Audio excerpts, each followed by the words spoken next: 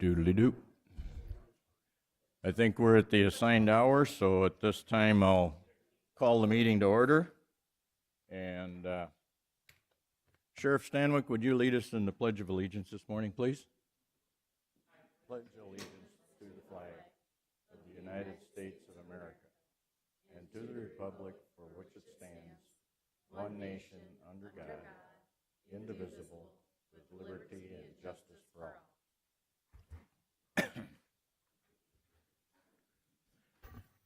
This time we have a moment for invite a citizen that would like to schedule a time on a future agenda regarding any particular issue. Do we have any citizens with us today that would feel they'd like to schedule time? I don't see anyone. If not, we've got the approval of the agenda. Do any commissioners or staff members have any questions regarding the agenda? Well, I got a question, I guess. We have a public hearing on the stop sign, and I see in Stephanie's, frozen brain, Stacy, report that the city has delayed their decision. Do we want to delay ours, or do we want to proceed, or do we want to make ours contingent on that they pass? Because it would be kind of stupid to have a three-way stop.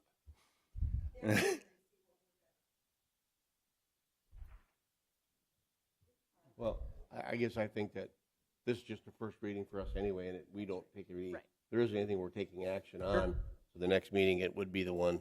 Makes sense. Yep. Okay. Any other questions on the agenda? And without objection, we'll approve it as it stands. The consent agenda items are all in our packet, the minutes, the travel, personnel actions, and human service report. There was one additional travel request handed out this morning, too, in your pile of stuff. I think it's for those attending the Chamber's Legislative Luncheon tomorrow. Pardon? It's for the Chamber's Legislative Luncheon Oh, okay. Here for it is. tomorrow. Here it is. Okay. We'll add that one to the travel and education report or request. Any other comments from staff or any members? Okay, we'll approve the consent agenda without objection. Move on to routine business. Approval of the claims, and the chair would entertain a motion. Moved by Krogman, second by Miller. Discussion on the claims. Any clarification, any staff or anyone would like to make regarding any of the claims? No other questions from the board? With that, we'll call the roll, please. Wyseth, Aye. Krogman, Aye. Miller, Aye. Falcon, All right. Larson. Aye. Motion carried. Move on to our department head reports. Let's see, Dick, do you have some other items a little later that you prefer to be left maybe towards the end then? Okay, we'll go to the other end and we'll start with Mr. Hill.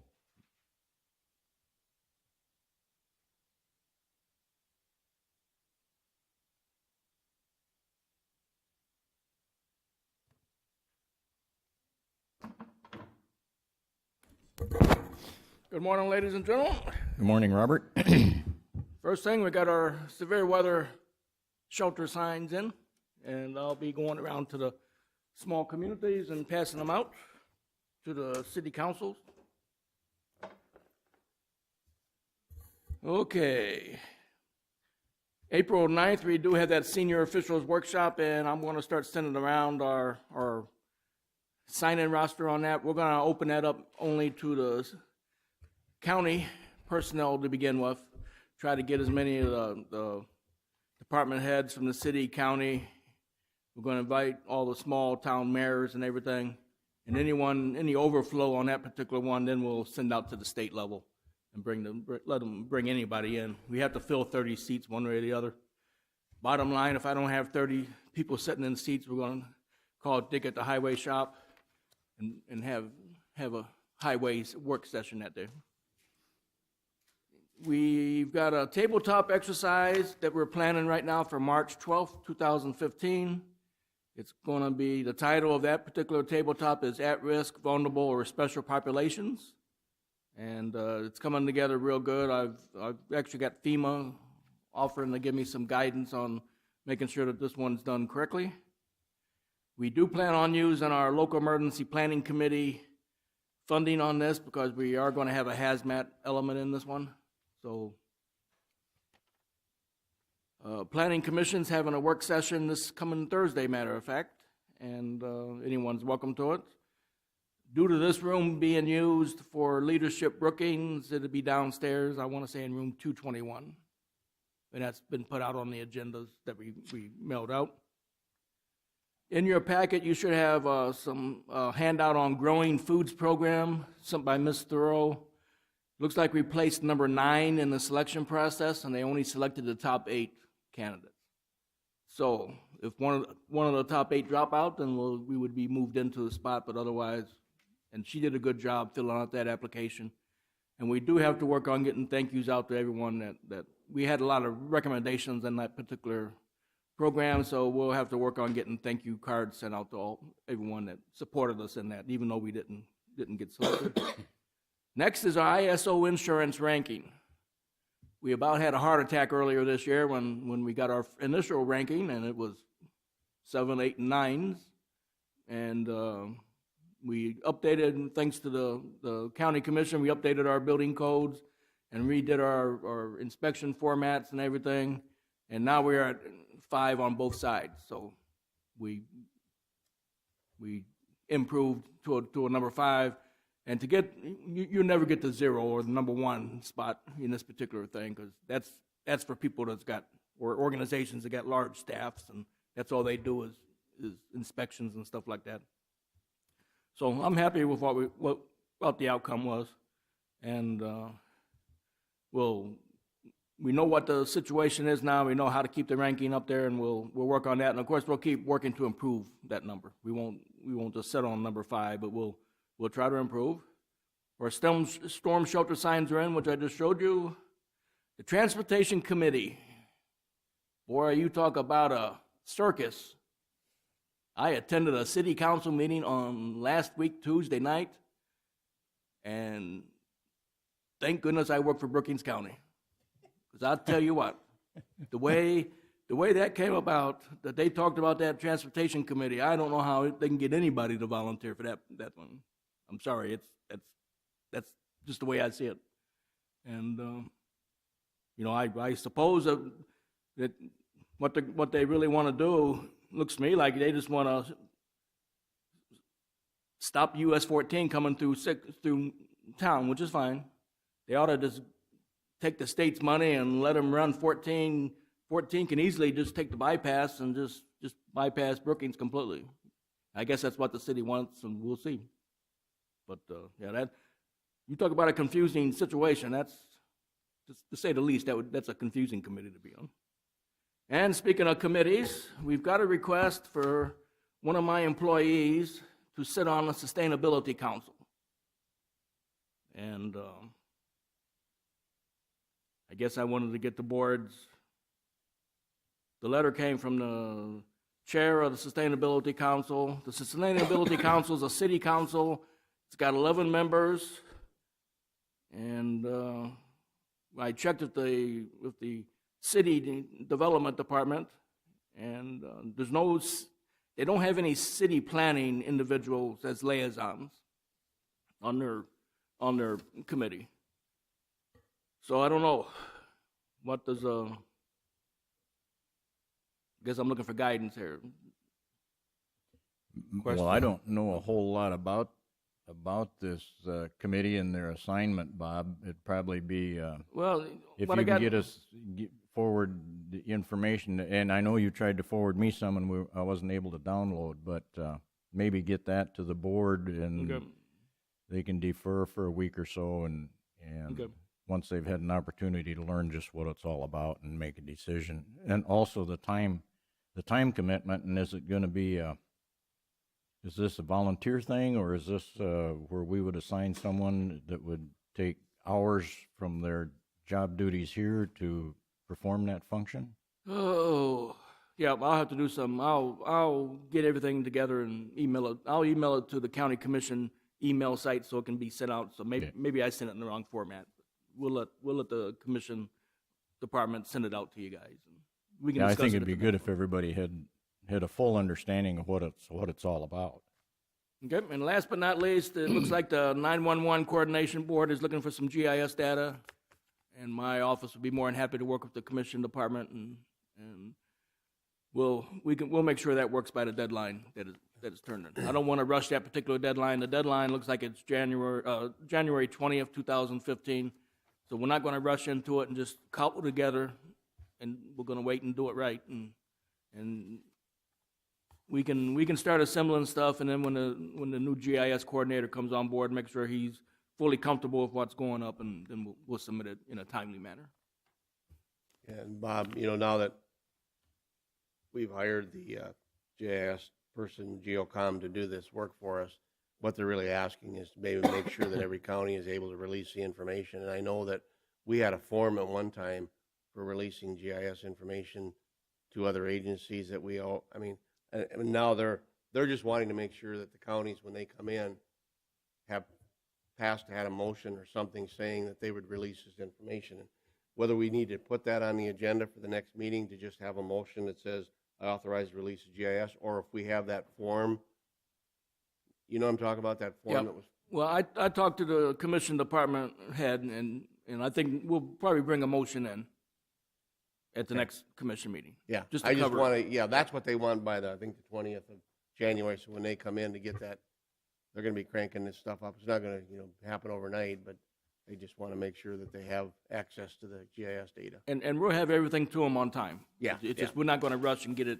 we're not going to give them half the stuff now and half the stuff later. We're going to wait and get it all together. No, and and get it I to think that, and our stuff is going to be in very good shape for them and not be an issue like some agencies are going to have some problems, but we're going to be on top of it, so. Very good. Thank you. Okay. Any questions for Bob? Good, because it looks like he's gone. We come down the line, Mike, you slid in under the threshold there. We didn't see you. Mr. Holzhauser from Veteran Service and Welfare. Morning. Good morning. I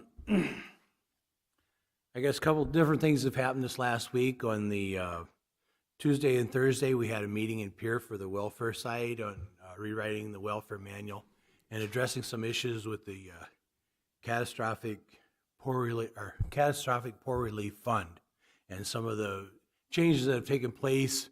We're working with the County Commissioners Association in Pierre to see if some of the changes. I guess there's a group of about 6 of us, of the directors in the larger counties, are kind of questioning some of the actions that were taken. So we're looking at some changes in that in the near future. We'll probably also be, we did rewrite the county county welfare manual, and we're hoping to release that in either January or February once we find out a little bit more about how the ACA is going to affect each of the counties with this change coming up. And that was the welfare side of it. Now on the veteran side, on the 11th, we had, I think, 35 county veteran service officers and individuals from the eastern side of the state here at our building here to do a mini conference on training on some of the computer changes that are coming up in the VA system. And I thought it was very good training. We also had our lunch here. And that's some of the stuff that's been taking place here for us. Any questions for Mike? And in case I don't make it to the next meeting, I've always had, my commissioners have been Dennis and Don, and I will be missing you guys next year. I'm going to have to try and teach a whole new commissioner for what I do, I guess. But We anyway, enjoyed working with you, too. It was a big pleasure. Thank you. Thanks, Mike. Thanks, Mike. Vicki from Finance.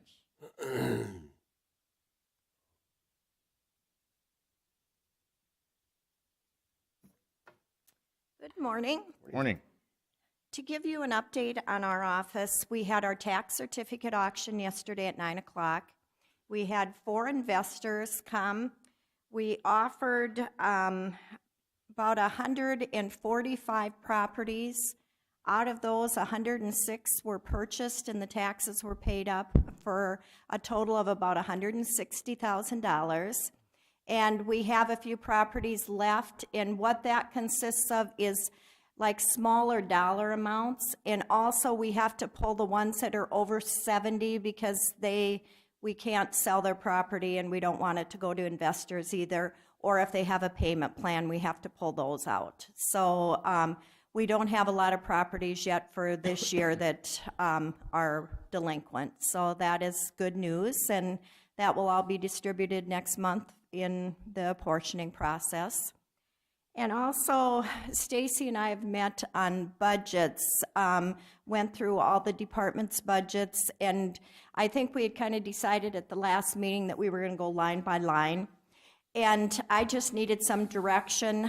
You know, we're going to have a huge contingency if we consider every line. And maybe we should set a dollar amount, you know, to go by. Because if there's, you know, some that are over $40, some that are over $50 to $200, you know, that's just going to be a lot of book work for not a lot of dollars. So I was looking for direction on to set an amount that we want to go by, like if it's $1,000 or whatever. And it will still give us a handle on each line, but when they're just over a small amount, it's just a lot of paperwork for not much. So I kind of want to look for your direction in that. I guess I would look for your recommendation because you're the one that has to work with it and is most familiar with it, so. I think Stacy and I talked too. I guess I'd like to see it at $1,000. Anything over $1,000, we would, you know, do a contingency transfer, but that would alleviate the real small amounts. So, kind of want to see if that's okay with you, or. Yeah, I guess I don't have a problem with that. I guess I'm just concerned that, you know, I know we talked about wanting to know which lines were over, Right. but really, you know, we've never really done this before. We never supplement have. lines, and it's really going to take more out of our contingency when we really don't need it because the bottom line isn't going to be over. Exactly, and maybe you don't want to do that yet this year, you know, and just if the bottom line's okay, just go from there. But yeah, it's going to, you know, because, you know, like, take highway, their bottom line is fine, but, you know, I've talked to Dick just a little bit, you know, there's some supplies like for road grader tires that are $1,800 or whatever, you know, for a multiple amount, you know, they had to replace them, but their bottom line is, okay, do we want to contingency that money in there, or, you know, just kind of looking for direction, I guess. I guess, you know, it's big, but I know as a past department head that if something came up when I had to buy it, then I just didn't buy something else out of another, excuse me, out of another line because I didn't want to go over my total budget. So I was still staying within my budget, but there's a lot of things you can't control. And I think it's a little unfair to supplement back in and make it look like that department overspent when they really had something happen and chose to still met their budget. And Right. you know, so I think $1,000 is even probably a little too, maybe 5,000. I don't know. Maybe Okay. it's the big ones, but it's still going to do the same thing. It's going to put money back in, which we don't need to do. Right, and you know, I don't see any departments that have overspent. The only ones that have overspent is out of our control, like the poor, or, you know, and something like that we knew that we were going to have to contingency at the end of the year anyway. You know, it isn't anything to do with the department. It's just, you know, the facts of, you know, there's more rent and there's more medical. And in the jail, there's medical for prisoners that we weren't expecting, something like that. So, Quick question, I guess. You know, there's been times where a department head has come and asked for contingency. yes. And then there's time where, you know, I suppose they don't ask because a section has gone over, but they can cover it in another. Right. Is there a way to say that, you know, we'll request contingencies on a need basis on a request from the department head rather than, you know, you having to replace up to 1,000 or 5,000, like, for example, something of machine blows up and it's a $35,000 thing that's needed right away, Dick doesn't have that, he's going to come and ask for a contingency. Now, if a printer, goes offline or whatever, and they need a new printer, but it's $500 and you can get that, you shouldn't have to ask for that, I guess. And I'm not sure a dollar amount is what I'm saying. It's not a dollar amount. Is it more on a request basis? Well, and that would, I don't know what you're thinking, Stacy, but that would make our job somewhat easier because the departments haven't went over. And, to put a transfer in those different lines, and when their bottom line is still, will more than cover it. So I guess I kind of like the idea of they come in if it's over, and we know that there's those certain departments that are going to be over because, it could be a court-appointed attorney, we're going to have those, just like we do every year, but I don't see anything out of the ordinary this year. That would, right now, like Vicki and I would sit down and go through the budgets and take a look to see if the bottom line is going to go over. The department heads have never, I don't recall ever, unless it's a big ticket item that they know to come in. I think it would take some training, it would take some practice to look at those budgets and have them know what's coming in. I mean, Vicki and I have always kind of taken care of it, and that's fine. I just don't want to get to a point where someone doesn't ask, and because they don't ask, we don't take care of it on our end, and then a budget ends up in the red at the end of the year, and that's a no-no when it comes to legislative audit during the audit. So, I mean, I think it's a good idea. I think the department heads can look at those budgets. They should be looking at them. I don't know if they've just always depended on us to kind of help them along, make sure that we know that they're going to be in the black at the end of the year. I think, for the bigger items, specific purchases that, that are kind of out of their control, I think they can definitely come to you. I just don't want to make the policy that they have to come. You have to the board has to give them permission to ask for contingency. And then because contingency has to be done by December 31st. We don't have the option of going into January and looking at where we're at with the end of, because we still pay 2014 bills in January. So we have to anticipate all of our expenses in January and take care of it by the end of the calendar year. So I just don't want to set a policy where we can't look at something and make a call to fix it without coming to you first and getting permission, because at this point we'd have to get that today because the resolution is coming before you on the 30th. I guess mine wasn't that every contingency transfer was needed to be done. Mine was, don't they come to us for the larger ticket items anyway? Don't they come say, hey, I'm going to be coming to you on a contingency because I'm going to need to do this and it wasn't in my budget. Right. And that's what I'm just looking for on the larger stuff. If it's something that they can handle in their budget, they don't need to come to us. They can handle it. You can handle it. It's not a request. It's just the ones that they say, this isn't my budget. I'm not going to be able to absorb this. I'm going to need a contingency, and this is what happened. That's the only thing I was thinking. And I think some department heads have done that. I mean, for instance, I know in the highway budget, Dick, with professional services, we've been paying Banner the consulting fees for the 34th Avenue project out of his budget this year that wasn't budgeted for.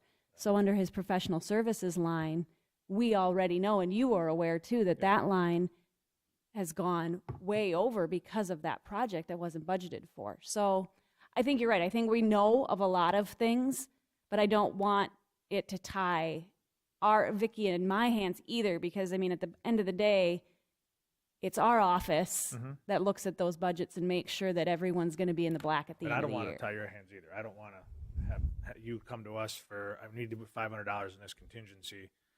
No, if you guys can handle that, or even $2,000, if it can be handled in the budget, handle it. You don't need to come to us. It's the stuff that can't be is what I was thinking. Okay. But I don't know. Everybody else can weigh in on it. And I agree. I think, it's like, you know, the department heads sit down, they put their budgets together, and they say, okay, I got 10 vehicles, I plan on spending $1,000 a year per vehicle for maintenance, that's $10,000. All of a sudden, they spend $10,000 on one vehicle, and now they've blown their whole budget. Well, that may be a situation they may make notice and say, hey, this is going to be over, but it doesn't look like it's going to affect my bottom line. Then they don't have to worry about it. But if they say, look, I need everything else that's in my budget, I can't afford to take this $10,000 hit, they're going to have to come in and put that on the contingency list, which is, it's not a big deal. But I think the big thing is during the budgeting process, when you're doing budgets, if you have a $25,000 budget, you spent 35, you're going to say, what happened here? That's always a question. Why did you budget 25 and spend 35? Well, if there's a reason for it, then you go back to budgeting 25. If it's been a history where it's been up around that 35, then you make that change. But I think it all works together. But I don't, think it's necessary for it to come back every time for something that's going to make that that's going to push the budget that line over that you got to come in. As long as if that item's going to push it over the total budget, then it has to, then do it right away. Okay, sounds good. Any other questions for me? No, I think, we've got a real good working relationship with the departments, and I think probably how it came up in our discussion is commissioners' information, so Yeah. that we're a little more familiar with the true operating expenses and so forth. So, Okay. Sounds good. any other questions? Thank you. Thanks, Vicki. Marty, I don't want to cut you short, so if you've got oh, okay, we'll take you. We've got a 9 o'clock hearing, so. Well, if you've got more, we'll certainly finish with you after the hearing too. No, I'm fine. Actually, I'm just gonna give you an update in the jail. Got a total of 25. Got 12 in work release. Got 3 females. Got 10 males that are downstairs, and most of those are felons. And on the 24/7 program, we got 60 participants. 26 come in twice a day. I got 24 on Scram that come in once a week, and I have 10 that are tested in other counties. And we put out the food bill for meals in the jail, and we delivered to 4 different places, looking for bids. So we're only going to bid. Normally, we've been bidding for 3 years.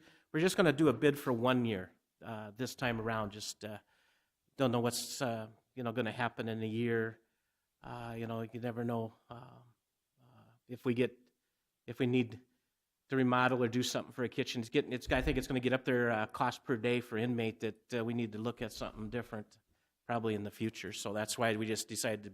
So I'm not locked into 3 years. I'm only locked into 1 year. So any questions? Questions for Marty?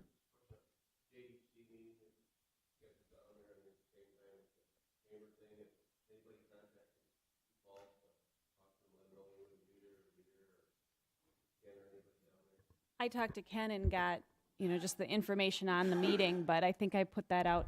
I don't know. I haven't heard from anybody if they can attend or not because it conflicts with that legislative luncheon. I don't think it's, you don't have any problem with what JDC is doing down there. No. As long as we don't have any issues, it's kind of more of an informational meeting. I know everybody's got commitments, so we can't make that one. Thank you. Okay. Thanks, Marty. We're about maybe a minute early, but I think we'll recess from our regular meeting and open a public hearing. This is the first reading of ordinance 2014-3. This ordinance is establishing the placement of 4-way stop signs at the intersection of 32nd Street South and Main Avenue South. The purpose of this hearing is for public notice only. That is the first reading. There is no discussion or testimony at this hearing. Does any of the commissioners feel that it's important that the ordinance be read in its entirety? Not? Okay, then be it noted that we have posted the official public notice, and we will close our hearing and move back into our regular agenda. So this will be scheduled for the 31st or 30th? Yes, the second reading and action will take place at your next meeting on December 30th. Yep. Okay. Now, we'll go on to our department heads. Gary, Weed Department, did you have anything special that you wanted to visit with? Okay. I'm looking to see if we've got anyone other than Dick. I guess you're the one right now. Good morning, Mr. Burke.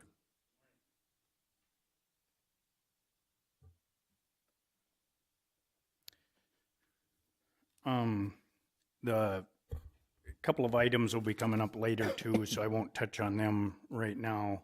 One thing, they opened the bids the other day on our project for Highway 77 going north of Brookings, and the price was $1,351,838.75, and that was $214,000 under engineer's estimate.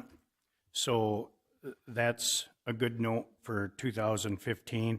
Also in that project, if you remember, that'll include redoing Highway 24 down south of Brookings from Highway 77 over to the state right-of-way on Interstate 29. That's about a mile and a quarter, I suppose, total. So that's done, and Bose Construction was the one that was awarded that bid for that project. And eventually, what they will need is if the board would have a objection to accepting Bose bid, then I'm supposed to get back to them. Otherwise, they'll just go ahead and award it. This has not been awarded. That's why I'm bringing it to your attention. There were 3 bidders, and they were lower considerably than the other 2, McLaughlin Schultz and Merlin Royce. Okay. So I would recommend that you would accept and have them award the contract to Bose Construction. Okay. And since it's a state project, I don't think it requires a motion. Just if you have objections or whatever, you should let me know. Any comments or questions from board members? Okay. I think we're good to go. Another item, we've been starting to work. We received our summaries of the 2014 bridge inspections, and those are the structures that are longer than 20 feet.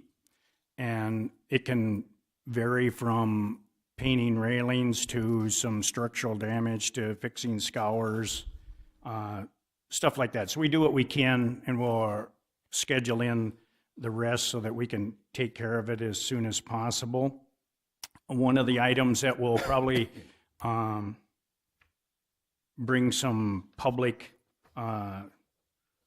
opinions is a nice way.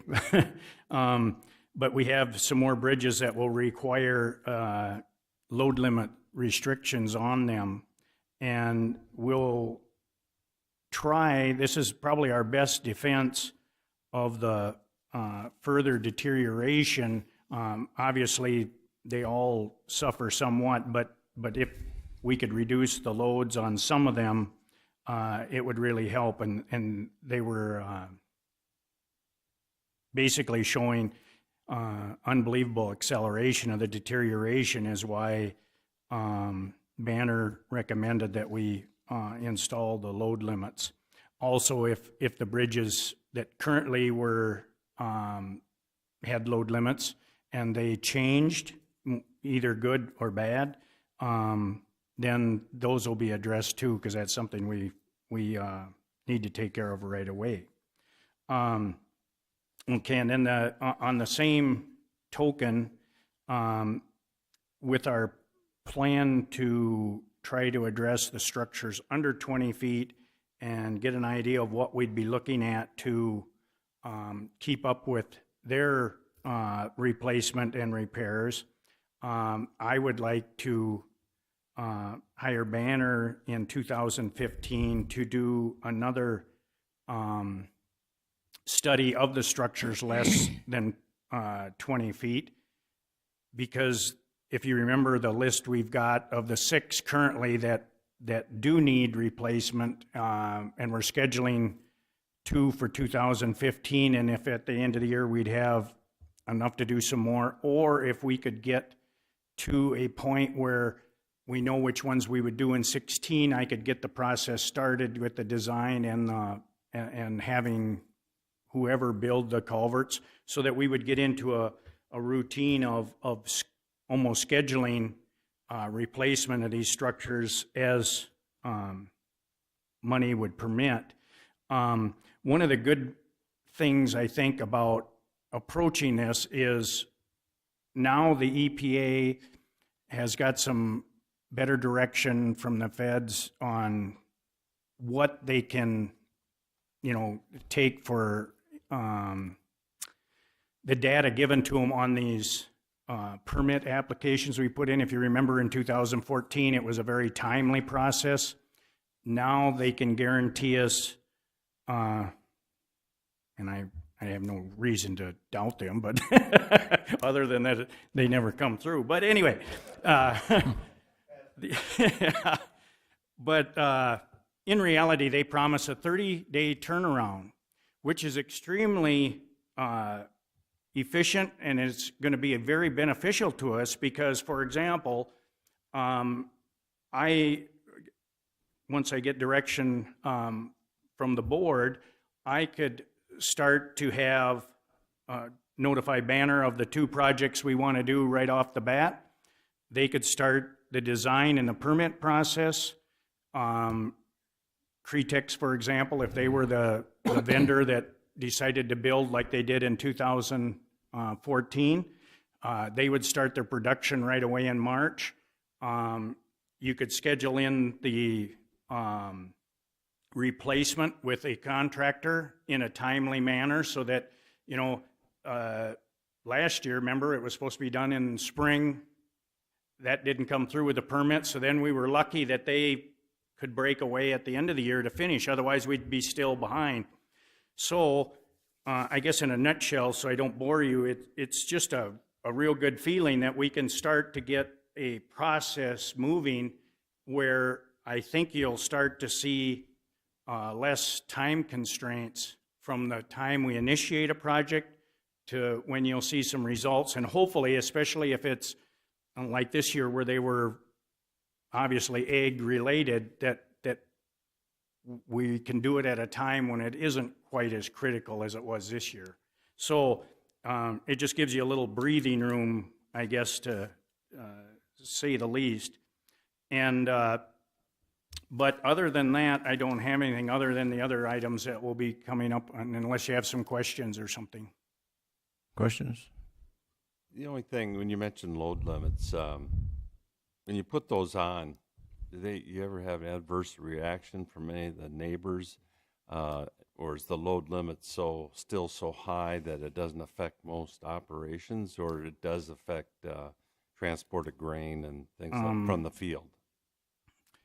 It really adversely affects the ag community and the commercial trucking big time, because they have to find alternate routes which might be considerably longer.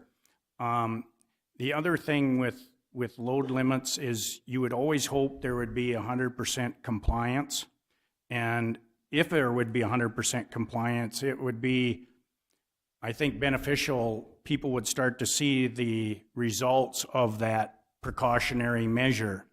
And if we could get into a replacement program that would be in a more timely fashion, hopefully you will also see that load limits would probably be a very, I don't want to say short-term fix or address to the problem or the issue, but what it would do is make it so they're not there for years and years and years. The other thing with the load limits, you're also going to see through the state that bridges are going to be designed for longer life expectancies. You're hopefully going to see more revenue come in to the state, so they will have the ability to address this. So to answer your question, anybody that uses that structure is certainly going to have a not a favorable opinion of what we did. So it's just going to take a little bit of thick skin to try to weather it, but that's what we got to do. I mean, you wouldn't dare ignore it. Also, coming up, hopefully by spring, the state might be reclassifying how they categorize load limits on bridges now. You know, you have the 3 or 4 different vehicles kind of silhouetted on the sign, and then the tonnage for the gross weight. They want to go to 2 to make it simpler for people to understand. One will be a straight vehicle, and another one will be if you have any kind of a trailer. And they'll use kind of an average limit.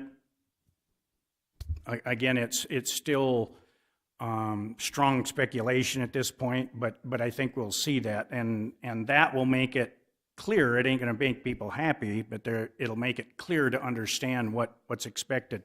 The other thing, Tom, that is often misunderstood, a load limit on a bridge is strictly for that bridge, and sometimes people get confused with our seasonal load limits that are put on to protect the road in when the thaw goes out, the frost thaws.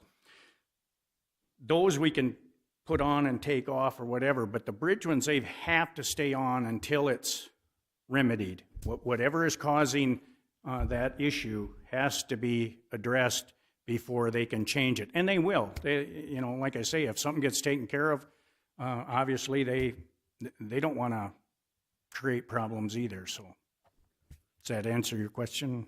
Okay. Other questions, comments?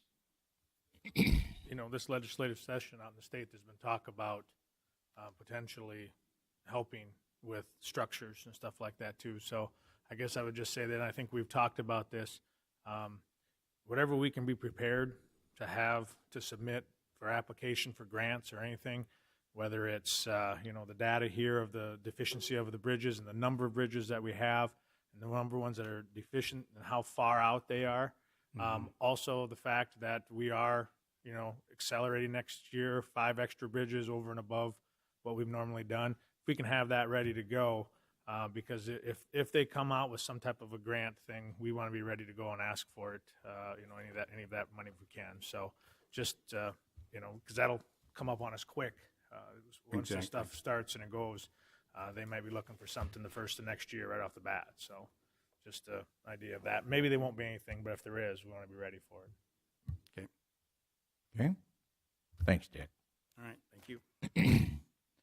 Item number A is our discussion on the weed department space needs. And Gary, did you want to come up front and participate in the conversation?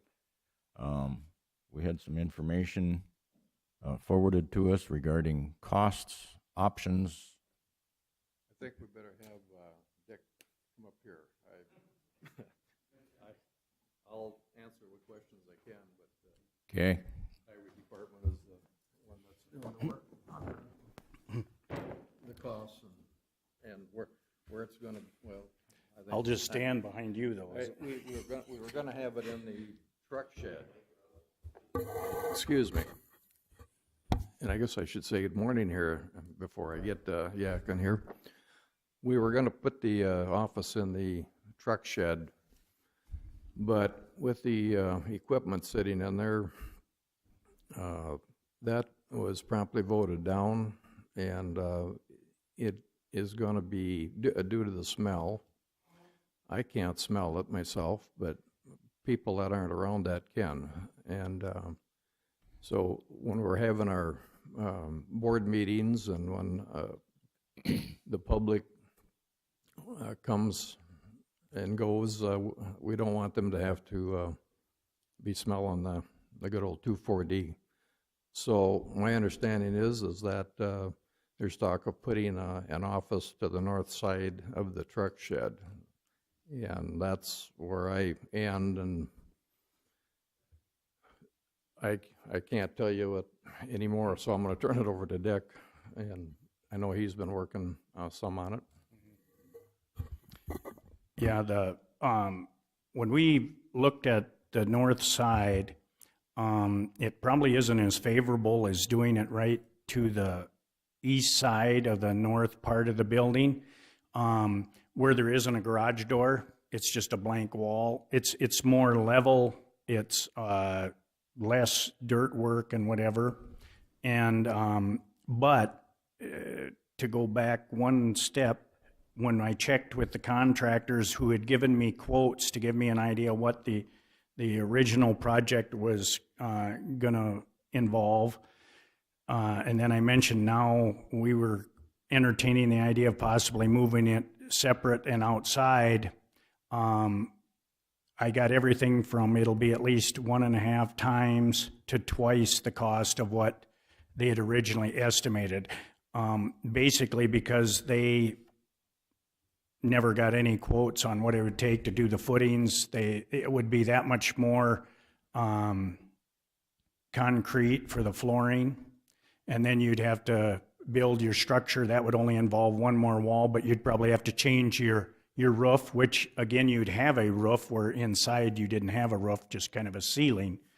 When I heard that and figured, now we're getting close to that $100 figure, which would require a architect to draw it up and all that, I thought maybe I better bring it forward to the board to see if they still are feeling strongly of continuing, or whether I should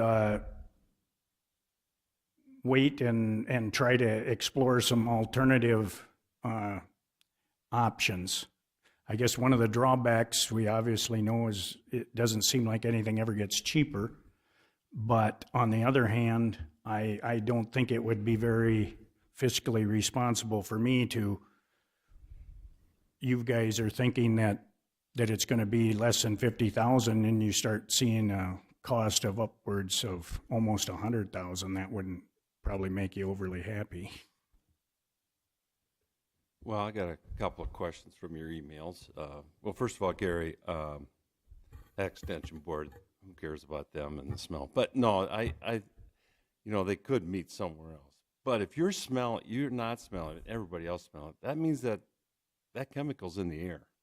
And I really don't want you to, anybody, whether you can smell or not because you're used to it, adverse effect. It's just, to me, it's just common sense. It's not safe. However, now my question and a comment, I guess, is there a restroom in that building we took the tour of? No. And so the plan was to put a restroom, whether it's outside or, in a different building or inside. Okay, so no savings there. Well, I just know that if we installed we built something inside there and insulated it or whatever, and put a separate heating system and brought in outside air and probably build a positive air pressure, you would eliminate that chemical smell. You'd keep it out. But I'm a little torn if we still have to run a sewer and water in there. Savings to me is not that much. I guess that's one of the dilemmas I was facing is I'd need a little more expertise because the people that I talk to are just the contractors and they don't have answers for me. And so I really need to find out what direction we're going, and then I can pinpoint and talk to people that could give me those types of answers. But I got a question for Gary, if I may, and I'm not trying to put you on the spot in any way, Gary, with the question, but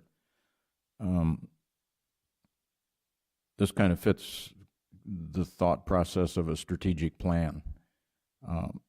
You made a comment at one time this past year when you appeared before the board. We're discussing spraying and whether we should or shouldn't, and I think part of it was maybe the insecticide for mosquitoes.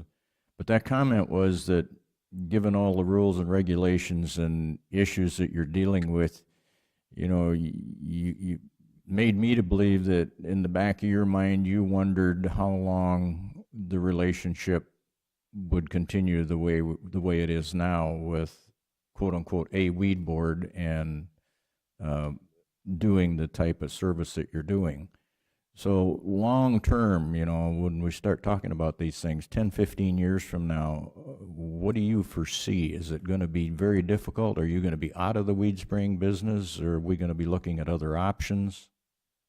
Before we spend a bunch of money, look long-term. So Well, it I'd like to, if you'd go back to that a little bit and bring us up to speed. It isn't getting any easier as far as the rules and regulations are concerned. I don't look for anything to, let me back up here. Since I believe it was 62, when Rachel Carson put out the book Silent Spring, and the EPA or the tree huggers or whatever you want to call them have been trying to put us out of business. And I'll have to tell you, they've just about succeeded. In 15 years from now, the way things are going, I would say they probably will have succeeded. There's real concern about the chemicals that are being sprayed on the lands and in the air, and unless there's a major change here, I don't look for it to get any easier. However, at this time, we're spraying noxious weeds. It's a state law that they're sprayed. So I don't see how we can stop spraying these noxious weeds that we've got to contend with. I don't see how farmers can stop spraying the weeds and the insects that are in their crops if we want to eat. So there's a real dilemma coming down the road here. Mm-hmm. And then with this EPA situation here with this the water, in other words, if a farmer's got a little pond of water on his land, he's going to need to have if the EPA has their way about it, that is, he'll need a permit so that he can farm, through that. Otherwise, he's got to farm around it. And, the potential after a heavy rainstorm, you got little water ponds all over the place. So I don't know if I've answered your question or not, but I don't look for really any let up. Well, and as I travel around, I see a lot of no spray zones by residences, and as the community develops and all of those things. I'm not being negative towards you. I'm just asking the question long term. What are we up against, and is the weed board going to be functioning in the future, or are they going to function in totally different? And you see where I'm coming from. Before, this board would spend a lot of money on a facility, and then the long-range plan, or, 10, 15 years goes by real fast. I wish I had a crystal ball for that one, but I don't. And like I say, my feelings is that with the laws the way they are for the noxious weeds, one way or the other, they're going to have to be controlled, whether we're out there with a tractor and a mower, or which we actually, when we're done spraying the first time in the spring, we do take an ATV and a rough cut mower, and then we got weed eaters and machetes, and we are out there cutting weeds that have gotten away from us. Yeah, and I think the attitude has changed a little bit. You see these farmers now; they've got their weed control plan, their fertility plan, and everything else, and they aren't really too concerned about that noxious weed in the ditch or in the fence line, just so it's out of the cropland. That's and if there's a weed out beyond that, really isn't bothering them. So between their crop and the fence, they're that 2 to, it used to be 4 or 5 feet, and now it's about 2 feet. Yeah, it's just steady Canadian. It's just a strip of Canadian thistles. Yep, he isn't bothering me. He's not in the corn or beans. No. Denny. Well, I think it's time to continue to pursue getting you where your equipment's at. You've been separated out there, and we've talked about getting you down in that area for years. I'd like to keep it under that $100 so we don't have to go through a whole process. I think you guys need to both sit down and continue to explore a location, a place, and I agree that putting it inside that where the vehicles are is probably not going to work. And I don't know if we need to build something big enough that you're able to hold your weed meetings there. I think we still have places you come down here, and you could have meetings somewhere else where you needed room to hold 5 or 10 a dozen people, I think you could go off-site if you needed to. I think you need a office area for maybe a couple of you. You probably need, an area where your staff can get together in the morning and meet and talk about what you're going. But I think you need to explore the best possibilities you have out on your site out there, Dick, and I think the two of you can come together and just, let's not overbuild it, but let's not underbuild it. But I do think you need to get relocated out there. We've talked about this, and I guess if it all comes in and the decision it's way too much money, then you'll have to back off the project. But I think you can build something that we can afford that needs to be, and you need a place to be. You need a home out there. So Too bad it can't be in the truck shed, but I know it can't. Good way of putting the burden back on you guys, wasn't it? But, Mr. Chair, but what you were asking for was did you want to be able to go talk to an architect? Is that what you wanted? Yeah, Dick. I didn't hear you. Did you want to be able to go talk to an architect about this? No, what I guess I was hoping is what Dennis was referring to. If we could downsize it or keep it within the guidelines and it would work for Gary, I think that would be my first option. And then if, there has to be a way we can come up with something. But I mean, that was my biggest concern. I just didn't want to move forward and then have sticker shock when we see that this is what, because even the contractors that I currently talk to, they put in time and they gave us a good faith estimate. And I hate to go back and say, well, now I want to do this. And then before you know it, I don't got anybody that's interested. So. Well, I don't think Gary was asking to overbuild. And what the amount of space that he would need to talk to his staff in the morning would serve for the weed board meetings, should you decide to have those there. So, it isn't, I don't think we have to build a giant building for him. Mm-hmm. But I think we can keep it down there where we need it to be, because he's not asking for a great big building. And there aren't very many members on the weed board, as many as there are his staff. So I don't think that's a problem. Okay. I think I said extension board. I meant weed board, but God, I don't know what's wrong with me today. I call her Stephanie and froze up, locked up. Well, you already succeeded in the sticker shock when I saw all the stuff you sent, Dick, on the price and then the sewer and water. So I already in there. Can you add possibly to the current your building, because you already have a restroom and there's water and sewer there, and then we'd have to build as a heated air-cooled addition, which would be considerably less than running a sewer line, water line, and all that. I mean, I'm with Dennis. I'm looking for some alternative.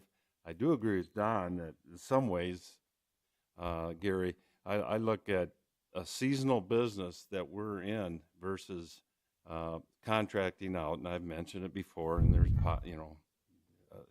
who knows where the world is going. So I don't really want to put a wazoo of money in for a 50-year building.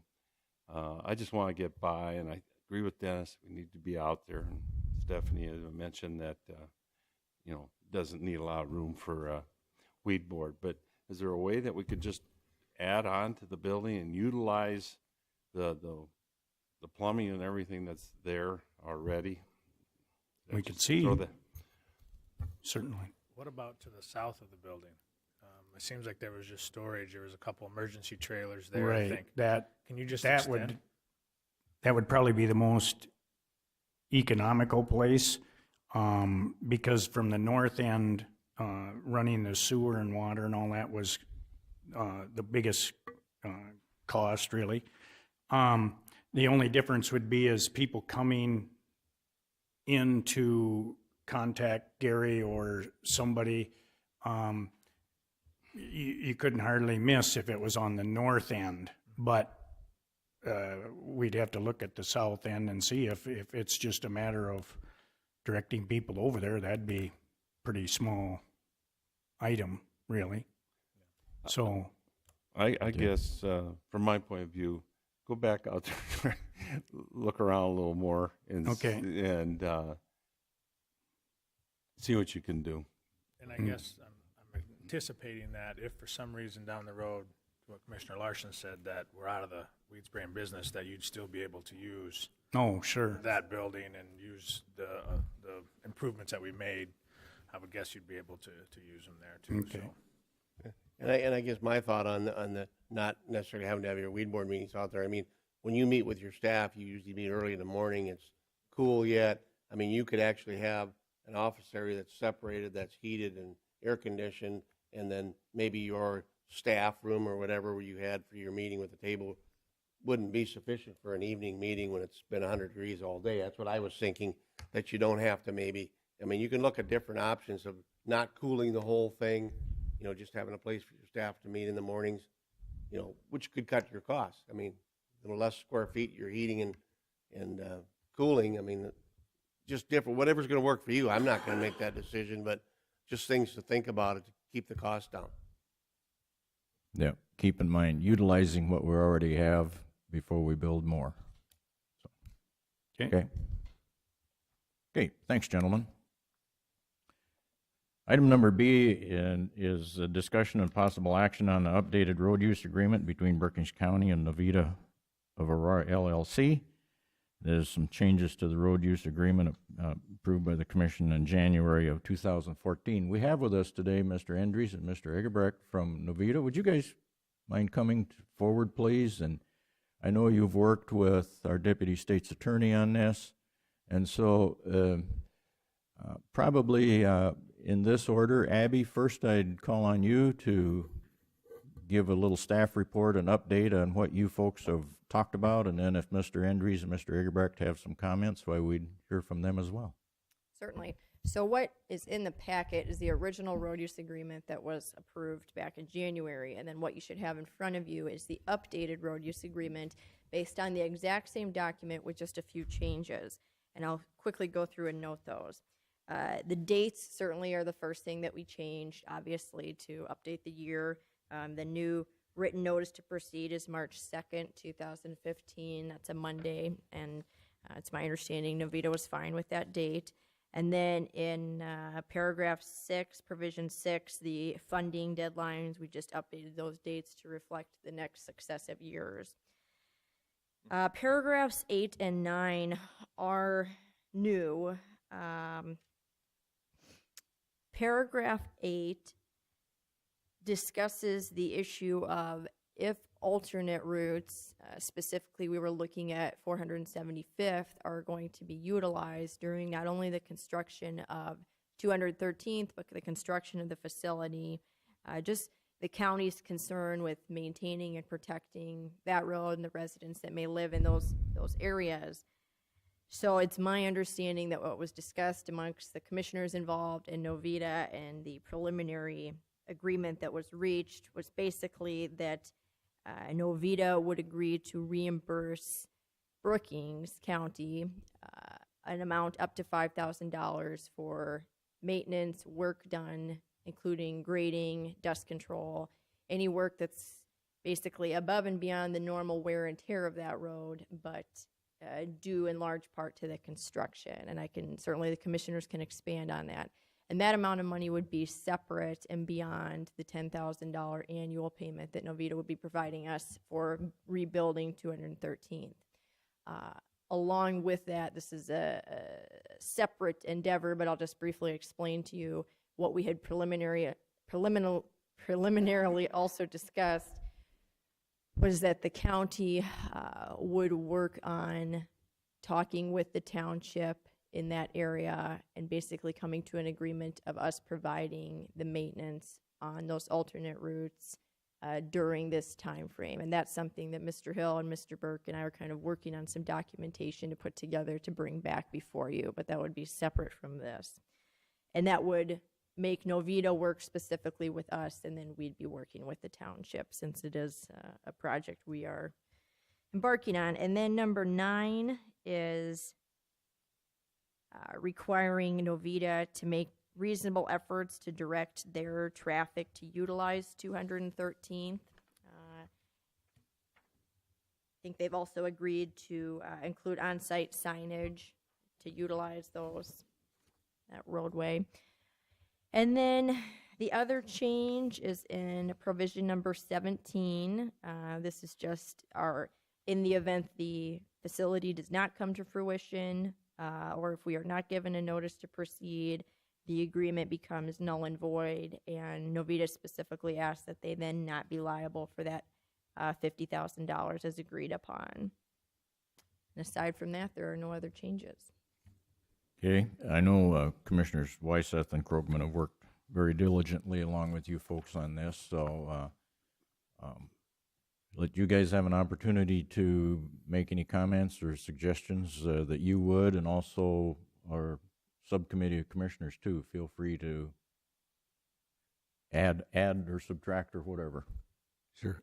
Good morning, Morning. Mr. Chairman and members of the commission. Appreciate, and we're happy to again be in front of you to report. We're very close now to finalizing all of our documentation on the financing. So looks very good. The road use agreement is important that we update it. The dates were old, and so we appreciate you entertaining the approval of this amended agreement. Okay, Commissioner Wyseth or Krogman, you have any comments? Well, I just want to thank Rick and Don. I'm sure had some influence, but in our meetings with Rick, when concerns were brought up about neighbors and things like that, he is very accommodating, and I want to thank our staff, especially Abby, who's been pestered to beat heck by somebody, and has spent a great deal of time on this, and that Dick and Bob and Ryan sat in on our meeting last Friday, and we got worked through several things. It was a long meeting, but we got our end straightened out, and I appreciate your cooperation. And I think we've got a good, really good road agreement. Okay. Mr. Krogman.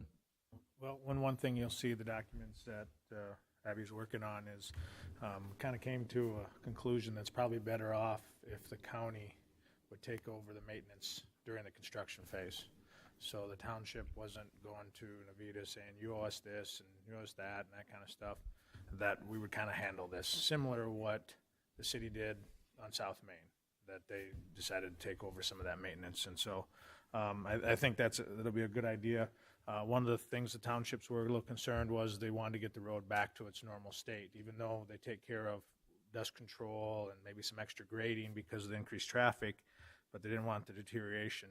And so we discussed that and along with Mr. Burke, and that we could probably as a county take responsibility for that to get that back to its condition after the use of it there. But it'll be really important for this agreement, the number 9, that Novita really takes responsibility of making sure that your vendors and your trucks that you're using are using that road that we're building for you, basically, because there's concerns, and Commissioner Wyseth has said it from the beginning of taking a shortcut through there, and we just hopefully we can not have a problem, but I just want to have that discussion and that talk that that we want to make sure that they are using that 213th. It's the best route. It's an improved route, and not to have those there. So we need your support and partnership on that part too. So, Absolutely. Commissioner Wyseth. And this doesn't affect the road agreement, but just for your information, that we're leaning towards having a part of our contract that the maintenance and work will be done through the people that are doing 213th. Is that correct, Dick? And rather than having one of our people running over there constantly. I visited with Mark Jornby, and he had their concerns. I think one of these two are going to have an agreement with Mark or that township. And that's our side deal. And, so we'll return it back to, and it'll only be a short period of time. Hopefully it'll be a very short period of time. It's just that when we were talking about the time frame of the construction, our construction, and all that there might be a period that there'll be use of an alternate route, and immediately they agreed that they want to make sure everybody's protected, and we want to make sure as county commissioners. And so it was, worked out good. I think this is a project that, Commissioner White? I guess I just want to, even though I understand it's part of conditional use and how to get permitting and all that for this project, but I think you guys are truly partners with the county in this project. And I think, you've stepped up. You could have said, hey, we're going to build this out here. You need to get us a road here so we can get our stuff in. You've truly stepped up to make this possible. And I think, we're all working together because times have changed, time framing has changed on this project, but we've still stuck with our goal of getting a good road, a wide road, a safe road, understanding that, and still being concerned about the township and what happens during that process. So, I'm just very pleased with the agreement. I think it's something that we're partners, and I think it's going to lead us into the future with other projects as we get people wanting to do development. But this is economic development where we need to work together. So, thank you. I think there's one thing we learned through this, that when you're dealing with entrepreneurs, sometimes it takes a lot of patience and it takes a lot longer, and you make some changes as you go along, but it's, that's a part of it. And I think we've proved that the public and private sector can work together to create hopefully something very, very good for a long-term project here in the community. This time, the chair would entertain a motion to adopt the road use agreement between Brookings County and Novita LLC. So moved. Moved by Wyseth, second by Krogman. Any further discussion?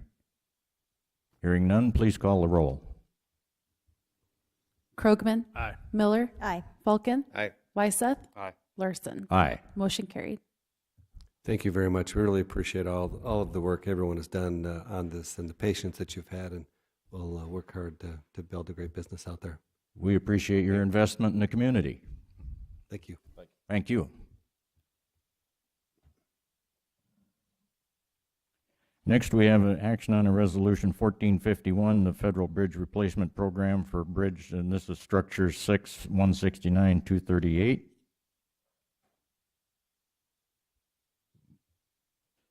Moved by Krogman. Yes. Second by Second. Falcon. Call the roll. Miller? Aye. Falcon? Aye. Wyseth? Krogman? Aye. Larson? Aye. Motion carried. Item number D is Resolution 1452, and this is for Structure 6, 169, 239. So Moved by Krogman, second by Miller. Call the roll. Falcon? Aye. Wyseth? Krogman? Aye. Miller? Aye. Larson? Aye. Motion carried. Item number E is action on Resolution 1453 for Structure 6, 240, 141. Moved by Falcon, Second. second by Krogman. Call the roll, please. Wyseth? Krogman? Aye. Miller? Aye. Falcon? Aye. Larson? Aye. Motion carried. Item F is action to approve Resolution 1454. This is the final plat of Lot 1 Van Dyke Edition, south half of 34-110-48 in Brookings County. So Moved by Wyseth. Second. Second by Krogman. Any discussion? Any relative comments that need to come from staff? The Planning Commission heard this on December 6th. They requested a couple changes. The changes have been made and forwarded to this board with a recommendation of approval. Okay. Bob, just a question. Why the shape up? Does it follow some? Yeah, it's an old railroad area, so that's the geographical. Just kind of following? I think there's a stream there, if I'm not mistaken. Okay. Please call the roll. Krogman? Aye. Miller? Aye. Falcon? Aye. Wyseth? Aye. Larson? Aye. Motion carried. Item number G is an action to approve Resolution 1455, and this is the final plat of the Eberly Edition in the southeast quarter of 13-111-50. Chair would entertain a motion. Moved by Wyseth. Second. Second by Falcon. Discussion? Questions? What's the 15 acres? Yes, sir. It's old homestead, as far as I'm aware. There are no structures currently on it, but we've got a policy in Brookings County, Right. whereas if it's a previous homestead and there's some Potentially. kind of proof. Going to build on it? Okay. And there was some kind of contingency that must have been met. Correct. And it Yeah. was, and this particular plat, once again, it was heard December 6th. Changes were recommended, changes were conducted, and then sent to this board with recommendation of approval. Okay, call the roll. Miller, Aye. Falcon, Aye. Wyseth, Aye. Krogman, Aye. Larson, Aye. motion carried. Item number H is action to approve agreement 14-80. This is made by Sioux Valley Energy to occupy 209th Street and County Road 46. So Moved moved. by Miller, second by Falcon. Discussion. Please call the roll. Falcon, Aye. Wyseth, Aye. Krogman, Aye. Miller, Aye. Larson, Aye. motion carried. Item number I is action on agreement 1481. This is a consultant contract letter of agreement for provision of the community health services between Brookings County and the South Dakota Department of Health. Moved by So, Wyseth, Second. second by, you got second this time. A second. I'll take Krogman. Krogman second. You beat him last time. Okay. Any further discussion? Is this, I mean, we all This is our s- standard standard agreement, agreement right? that we have, right? Nothing. Abby, you don't, have you looked at it? I mean, Yeah, I didn't see any it's a issues. continuation of what we've done in the past. As long as the dollar amount is what we're comfortable with and agree Right. to. It mirrors prior agreements. Okay? Sounds good. Good question, though. Please call the roll. Wyseth, aye. Krogman, Aye. Miller, Aye. Falcon, Aye. Larson, Aye. motion carried. Now, gentlemen, yes, I'm going to turn it over. Scott, Is that a part of your reports, isn't it? what kind of, Scott's here for Yeah. that too. I don't know if we want to discuss this now and do that, and then we can go through reports afterwards, or would that be okay? Yeah, and yeah, feel free to come up, Scott. And I'm using it in the agenda as to be a part of Mr. Commissioner Wyseth and Commissioner Krogman's commission reports. Sounds good. Thank you. Good morning. Good morning, Morning. Scott. Did everybody get a chance to see that revised cost estimate? This one here? Yes. Yes, we very got good. it this So, morning. worked on that yesterday, so you can see the probable construction costs are $1.8 million with $185,000 in 10% contingency, so we're looking at a probable construction cost around $2 million. And if memory serves me right, that's pretty close to what Brad had way back when this first got started. I think he was at 2.5 million for a total project, and we're looking at 2.3 million when you'll start looking at the right-of-way purchase at the bottom. That railroad crossing, that's still, we don't have anything on that. And then I added the Sioux Valley Electric where there's two junction boxes on the south end of 34th that'll have to get moved out of the right-of-way. And when we talked with Sioux Valley earlier, they were saying them were minimal expenses, probably like $1,000 a piece just to move them out of the right-of-way. So I have that included down there to get us to that $318,000 of basically their expenses, but they're non-bid items for the project. So we're at about $2.3 million for this project. Okay. The only other issue that could be out there is, and I emailed Tom and Ryan and asked them how we want to handle the manholes. We'll adjust, there's 21 manholes on the street. It's, Well, my answer to your question was how they normally handled.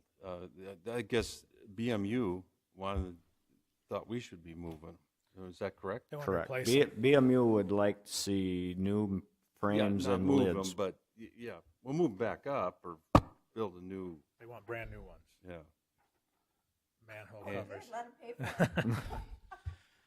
And that was my question to them, was at whose cost, and they felt that was part of the road cost, and I disagree with that, but I don't know if I'm in the position to tell them, if you don't want to play nice, pick your marbles up and go home, but. Well, I don't think that they can make demands on, I mean, I don't think they can tell us that we have to put all brand new manholes in there when I mean, if they want to make a contribution to that, I think we can talk to them about it, but And I would agree, and what I told Mr. Wyseth is typically a utility will request from the county a right to occupy the right-of-way. right. And the county has every right at some time say, we don't want you in there anymore, you can move it, or you have to move it, but that's not what we're getting at here. So it's basically their utility, so I don't know why they think we should be, or you guys should be paying for. Yeah, I think we have in the budget here an adjustment to move them up and down to get them to where they need to be, but we don't have anything in here to replacement, and they're wanting us to replace them. And I, Tom and I haven't discussed this, but seeing the emails, we just don't feel that's our responsibility. If we want to go back to them and say, this is what we're willing to do and this is what we're going to do, if you would like them, this is an opportunity to have them replaced if you feel that they need to be replaced, but you can cover that cost and stuff like that. But I think adjusting them, putting them to where they need to be after we've changed the road, I think is fine. But replacing them, I guess that's my opinion on it. And right now, the cost estimate that's in front of you, it's basically bid items 16 through 21. And you'll notice that I got BMU beside, and that's a spec reference, but them bid items are estimated at $19,700. And just the frames and lids for 21 manholes, we're estimating that about $10,500. We're going to raise the manhole. Some of them we have to pull the cone off. They're like 4-foot cone sections. Some of them we're going to have to pull that 4-foot cone section off, put a 3-foot cone section on it, and then build it up to match grade. Some of them we're just pulling out rings. Some of them we just got to add some rings. So and that's what them bid items are referring to. Your typical adjust manhole cover and frame is just adding or subtracting rings. And in several cases out there, we're going to have to pull cones out, either add a 1-foot barrel section, put the cone back on it, or replace a 4-foot cone with a 3-foot cone. So there's a little more expense out there when you're just adjusting than. So what you're saying is we already are going over and above what typically is done. Yes. Just by raising them up to grade, you're going above and beyond the call of duty. Okay. Well, my opinion is we do this, and they're going to have to cover the cost if they want to replace them. I think if I'm hearing correctly, the commission subcommittee recommendation is not pay for replacement. Yeah. Well, whatever's usual and customary was my question, and we had our utility meeting, not a word was said at that time, unless it was after we walked out or something. Yeah, that came after the fact. Okay. Commissioner Falcon, your opinion? No, I think, we design it, and if they want to upgrade it, they should contribute to that, because, if it meets the specs and we design it the way it is and we were able to use what we have, why would we spend extra money out there if it's not necessary and not something that, is good for us? So just tell them what we're going to do, and if they want to contribute to making it, putting in something they want different, that should be their decision. Okay. I think there's a unanimous consensus. Yes, good. I will agree with that. Okay. We still right on schedule. Friday we'll probably have to get Stacy the advertisement, because I'm not sure when we got to get that into the paper. If we're going to advertise on the 29th, they probably need that advertisement before Christmas, I'm guessing, with Christmas being on a Thursday, and Friday is probably a holiday too for everybody. So I'll try to get you the advertisement by Friday, and then it'll just be getting it in the paper whenever we want to start advertising. Okay. Plans and specs will be ready for review at that time. When we start advertising, we'll be able to put it on our website, and we'll let the contractors see what they want to do. Okay. Yes, Commissioner Weiss. Are you done with this part of it? I do have one other thing concerning the project. Are you done with the dollars and cents? Everybody satisfied? Okay. Well, this is dollars and cents. Somehow you and Brad have got to camp out at this with the railroad people. This grant just makes me so nervous. I've never been promised money with no strings attached. It just seems like a false promise. Somehow we've got, I can't stress enough that you and Brad use every connection you have with the state and the railroad and the feds that will be providing this grant, that we're on track with the access to get in the right of way for construction. We don't have that yet, do we? No.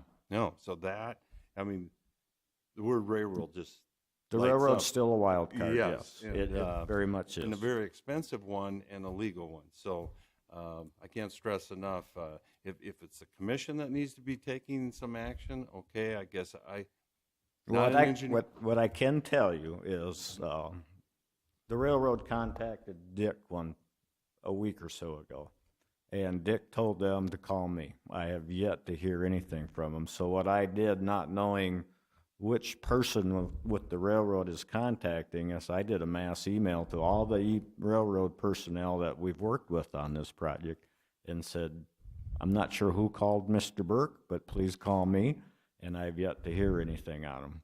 I have on my calendar when our 6 to 8 weeks is up for when we should be hearing about the right to work in there right away, and when the 6-week time comes up, then I will start asking where we at on this, because no one even responded to the point, are you asking me about the right-of-way, being in the right-of-way, or are you asking me about the improving the crossing? Mr. Chair. The squeaky wheel gets oiled, always. So I think we need to be proactive. I think, there has to be a contact. Isn't there one contact? There's I've personally talked with and emailed back and forth with the guy who's doing the work. He's out of Florida. I've emailed several times with the gal out in the Rapid City office, and she's been very helpful. But of late, it's just been non-existent by all parties. I think phone calls. I think it's time for phone calls because we need to know. And, this is a big expense if we don't have that. Yes. And so I think it's time for phone calls, and I think, stay on it until you get the answer you want. If you see that we need help, I'm in the wrong party, or I'm a no party, but these people have some of our commissioners have connections with the party in power. We're going to see the governor this afternoon. If any of those, I'll bring it up. I mean, any political influence that we can possibly, or connections. Have you tried sending flowers? One time I was closed for 2 months. I was set to open, and I had a special hood being made in Delfield, Michigan. And I called and I says, I'm going to be needing it soon. I want to be, it won't be done for another 6 weeks. 6 weeks, I'm ready to open. I mean, it was what promised. So I got a hold of the secretary, and it's always good to get a hold of the secretary of the production manager. Mailed her flowers. I got a notification it was in production. It'll be there in a few days. So you got to get to the right person, right, Stephanie? There is somebody.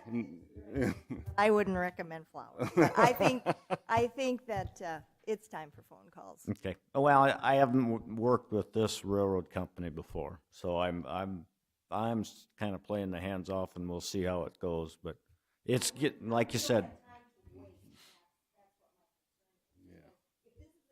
If this is an expense that we're going to have, we need to know now.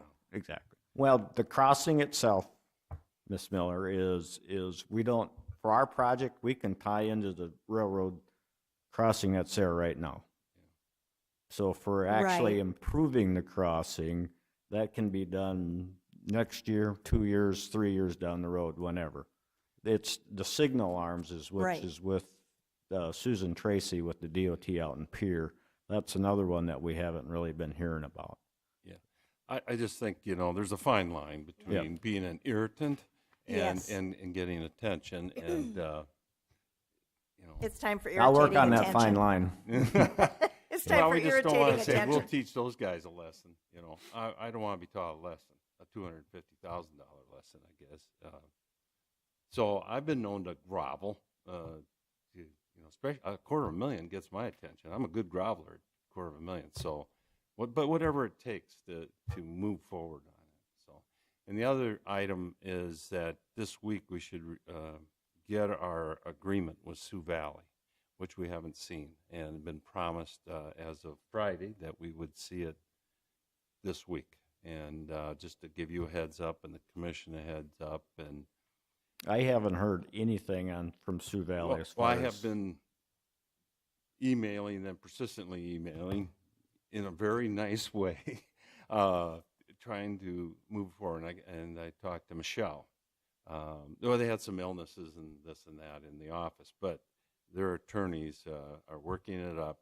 And so when we see it now, that doesn't mean we have to agree with it, but we're going to see something, more work for Abby. So just, we're getting close to seeing it, but I'm not sure we're close. I'd hope by the end of the year. I mean, I'd hope we'd have it sometime this week, so we can get it on the agenda to discuss it. Yeah, and you guys can get a chance to look at it in our legal and see what we got there. What about the right-of-way purchases? Is that have all of Discussion. Test that in with the agreement, and then we've had discussions, initial discussions Dick has made there, and now we're going to get into the negotiating to where we're coming with offers. So they've all been positive that they're willing to work with us, but obviously it's for a certain price too. So you know how that goes. But they all have been, and Dick, if you want to comment on it and that kind of stuff, he's been the one. He'll be the one negotiating with them. He'll be the one, and he's already made contact and met with them, and so far, Dick, if you want to add on to that. Yeah, the main thing I think with advertising this bid opening and whatever, without having the right of way or the easement secured, might make the property owners a little bit uneasy. And the only reason I say that, my own opinion, was when they had read, in the paper, the minutes of the 18th of November meeting, they were really unsure as to how this could be that far along, the project could be that advanced, but yet they hadn't talked to the landowners in any more than a casual fashion. And so that would be my only hesitation right now, is if we can't get serious about negotiating with them, I wonder if that bid opening date would be beneficially postponed or set back a little bit. That's the reason I'm asking, because I think that needs to be finalized ASAP. See, it gets a little complicated because of the Sioux Valley part of it, actually. And I'm just thinking, when you said that maybe we can't wait till the 30th. We may, once we get it, Abby looks at it, that we look at it, we've got to maybe have a special meeting to go over that agreement. I've kind of dumped, Ryan and I've tried to share duties, and he's done a wonderful job, and I got your back, and I don't disagree with anything he's done so far, and this is up his alley a little bit, the right-of-way, and he's been working with Dick, but we're dealing with really two things when we purchase of land. And so we need to see what we get from Sioux Valley, and that's why it's crucial to get that. And then I think we can proceed. So maybe once we get it, I think a special meeting may be required to move forward. Yeah, I mean, just to explain on what Tom's talking about is, we know what we need to purchase, okay? And that, I think we can get that done. The question is the additional easement for them to be able to move. And the reason we're having to do this is this agreement that's going to come here is an agreement for them to keep where they're at. But down the road, if we ever expand this to a 3-lane, then they're going to need to be moved out, and that's our responsibility to do that, to move them out and to get that easement. And they would like us to get that easement now, and they want 25 feet, which it can be a problem. And that's why we're talking with Sioux Valley on trying to get that figured out, and that can be a problem with negotiating. So negotiating with the landowners of an easement or an easement at all, or how big of an easement. And so it's tough to us to go and say this is what we want when we don't know what Sioux Valley wants and what they're requiring us. So it's kind of, I'm hoping we can get this, we can agree to it, and even before the year, we could maybe meet with a couple of them in between Christmas and New Year's that week if people are around, and see if we can negotiate, some of that stuff, over at that time. But we'll see what happens, I guess. I think Sioux Valley needs to Step up. step up to the Yes. plate and get They do. back to us. Yeah, so it would be most helpful. They've been very cooperative. I mean, let's face it, they could have just said, move the poles, go get your own dang easement right now and move those poles. And they haven't said that. So on one hand, yes, but the other hand, we're waiting. And we've had many discussions in the emails, and yeah.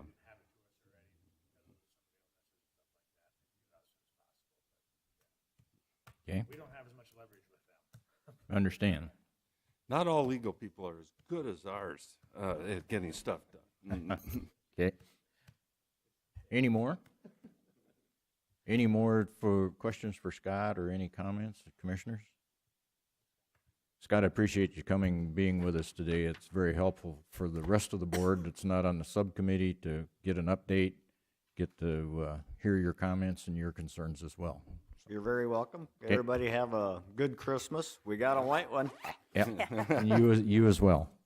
I didn't recognize you were 2 inches Okay, as taller we when you move came. forward, we've got our commission director's report. Stacy, you can come front center, or you can stay there. I guess you're going to come front center today.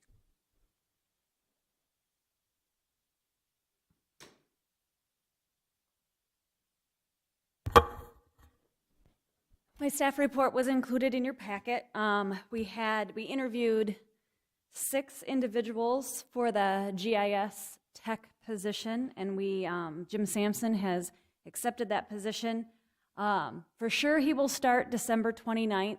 He may start next Monday. He wasn't sure with the holiday and it being just a short week. So, but he is on board, and he has been stopping in quite regularly to check in with us. So I think he'll be a good fit with the office. As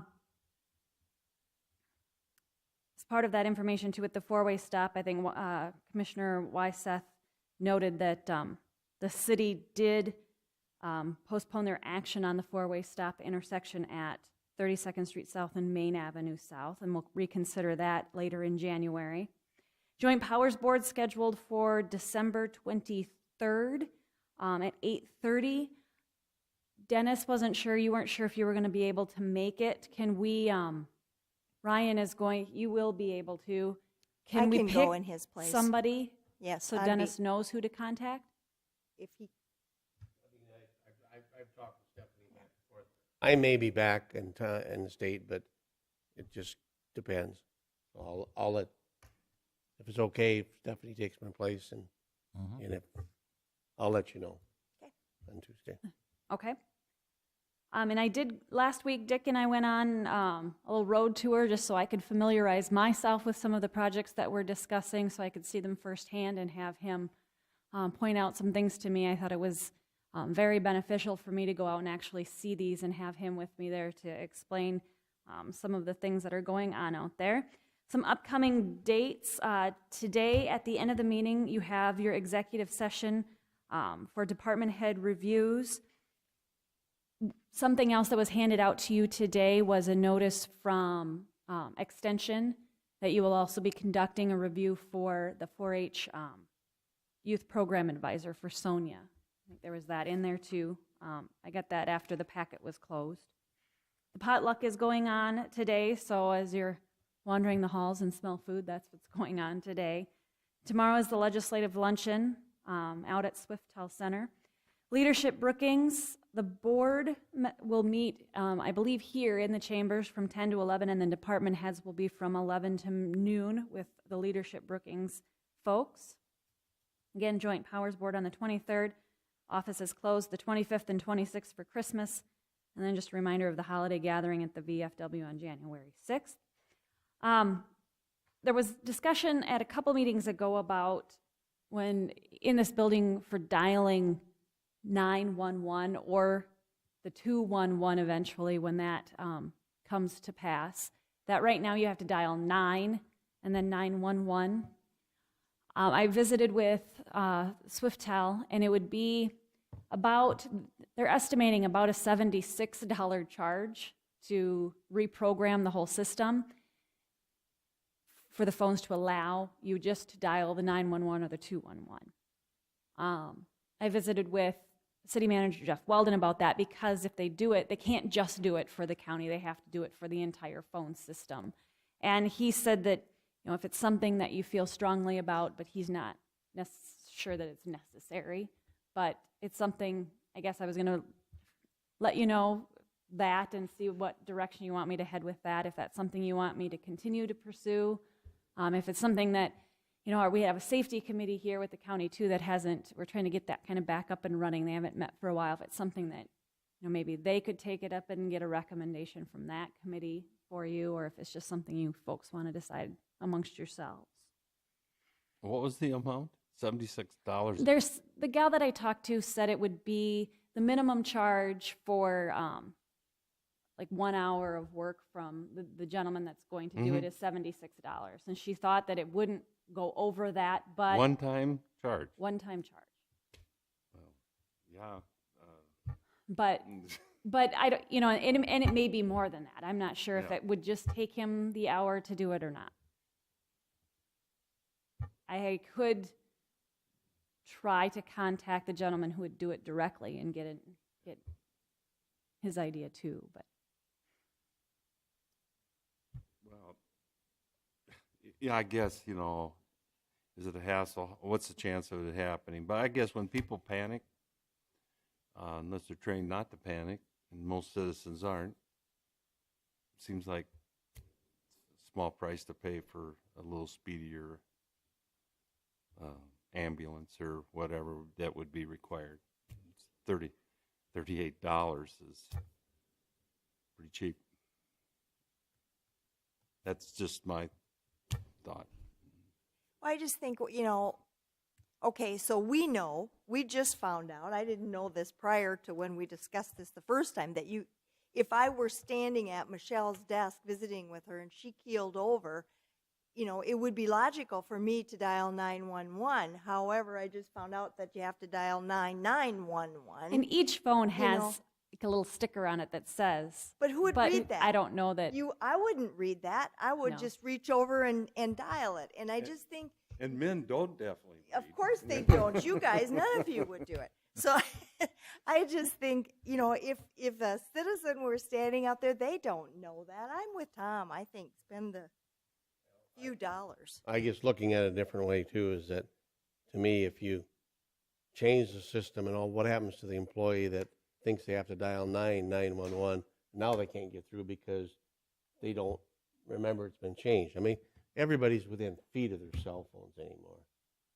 I mean, How many you know, times have they done it already, Dennis? yeah, I mean, Well, they probably haven't. but they have a habit of dialing, if they're dialing out, they dial 9 first.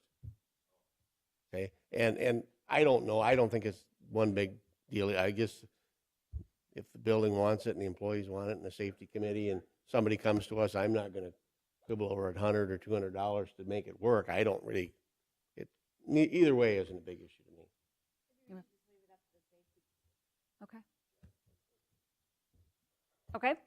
And then the only other thing I have is, this will go, and we got this kind of late too, that just to mark on your calendars too, January 12th is the Volga Fireman's Feed, 6 o'clock social and 7 o'clock meal. But that will be also included in your upcoming packets, but I thought you'd like to know that well in advance so you're not, so you know of it as soon as possible. Other than that, I don't have anything else unless you have any questions of me. Any questions? If not, All right. thank you. Deputy State's Attorney, Abby, thanks for all your good work. And I imagine you got some good work you're going to report to us on. I actually don't have much to report today. Oh, okay. You heard about the Novita work we were doing. We had some meetings on that, and I guess I would just thank the board for letting us have our intern come back over the Christmas break. We had a law student intern for us last summer, and we've already signed on for her to come back next summer, but she had some spare time between law semesters over Christmas break, and we are always in desperate need of more help, so we accepted, and we did have room in our budget. I visited with Vicki, so it shouldn't be a major issue. So thank you for that. Okay. Anybody have any questions for Abby? Once again, thanks for your diligent work on the road agreement and some of those things. Go on to our commissioners' reports. Commissioner Falcon. Just the only thing I have to report on is on the 11th. I attended a conference call for a 911 meeting, which we hired a next gen. First of all, we hired our GIS. Now we hired a contract for our next generation for the statewide 911 system, and so that's moving forward. So within the next 12 to 18 months, that whole system should be up and operating on a statewide system, and that was the only meeting I had. Okay. Commissioner Miller. On December 2nd, I attended the Weed Board meeting. It was a year-end luncheon. We had no cases of West Nile in Brookings County. The gopher count was down, and our annual weed meeting will be March 6th here. That's all I have. Okay. Commissioner Krogman. Yes, December 12th, we had conference call to discuss I was on conference call with Abby and Commissioner Wyseth to discuss the Novita road agreement, and that went well. Just had a BDC meeting yesterday. At that meeting, we finished off the budget, got that taken care of for this year, and appointed representatives to committees, and I'm on the investment committee, and I'm also the representative on the Enterprise Institute board. Those are representing both, that's BDC's member there, and also on the building committee. So we'll be working on those types of things. But otherwise, their main goal this next year, they applied for a grant. There's $1 million towards workforce that the governor has made available. We got on the ball there and met and made a request for a workforce development program, and that is countywide. They have on our board is the mayor of Volga, and they applied for it too, but workforce is, they put that together as a countywide project. There are 16 applicants for $1 million, so it will be interesting to see how this shakes out, but we have Al Houghton will be heading to Pier on Thursday to make a presentation. He gets 10 minutes to present, and that's about it. And so it'll be interesting to see how they do this. We've talked about hopefully that he would maybe add some more funds available for it, but we're not sure the governor's going to do that.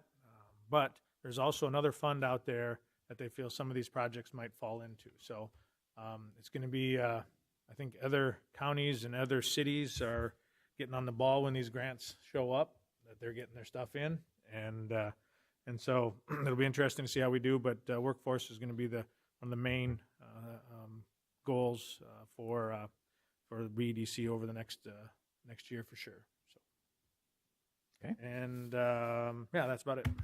So, okay, any questions for Commissioner Krogman? Commissioner Wyseth. Okay, you've heard most of what I've been up to.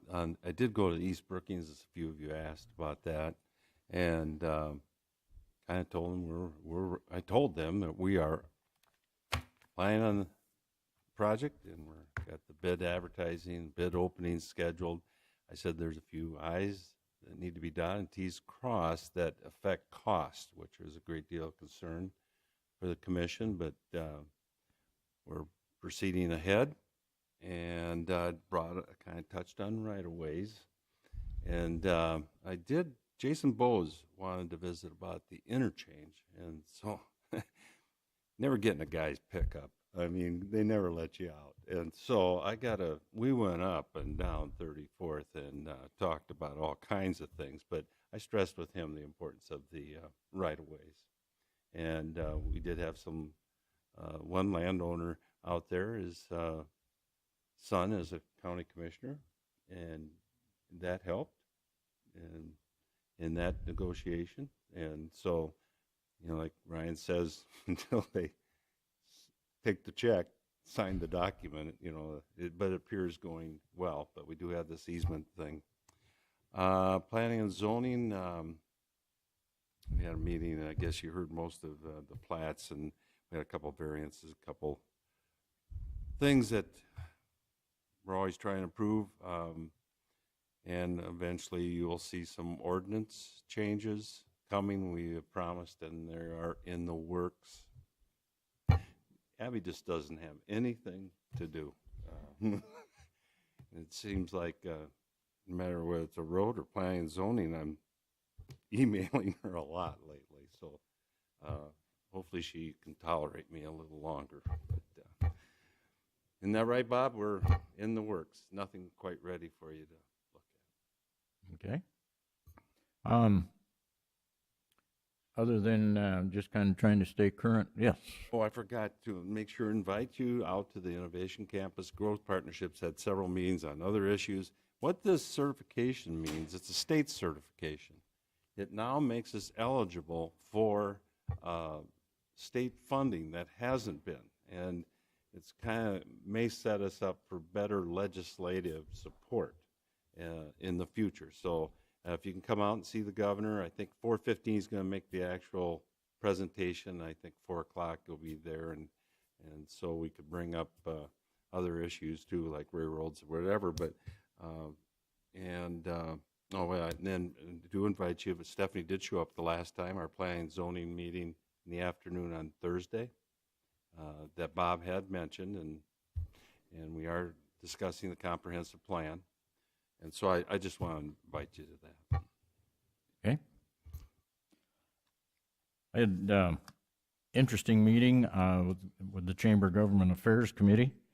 We talked about the possibility of revenues and legislation, therefore, for roads and bridge funding in the state. I'm not so sure that anything real meaningful is going to come from that, but it's conversation.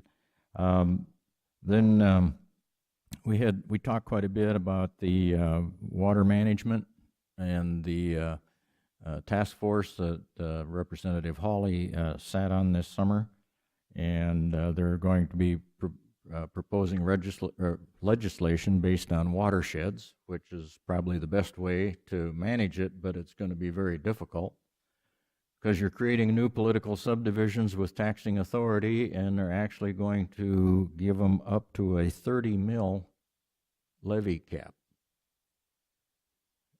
Now, you take the Big Sioux watershed, and that's a lot of valuation. I don't think they're going to need 30 mils, but that's so. The question to Commissioner or Legislator Hawley was, why such a high mill levy cap? And he explained that in the far northeast corner, there's a small watershed that goes in basically into Minnesota.